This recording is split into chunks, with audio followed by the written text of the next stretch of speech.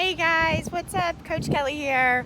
So, all of us macro trackers, is it possible to eat out on the fly quickly and keep your macros? Absolutely, yes. So, I'm heading into Panera Bread right now, and what I'm going to order is a strawberry poppy seed salad with extra chicken. So, I'm going to actually ask for extra chicken. So, I'm going to end up with 47 grams of protein, 13 grams of fat, and 31 grams of carbs, 45 grams of protein, and about 16 grams of fat.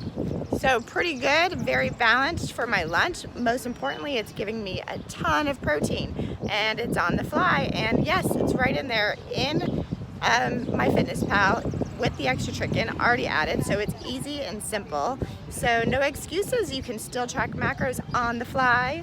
All right, guys, have a great day. See ya.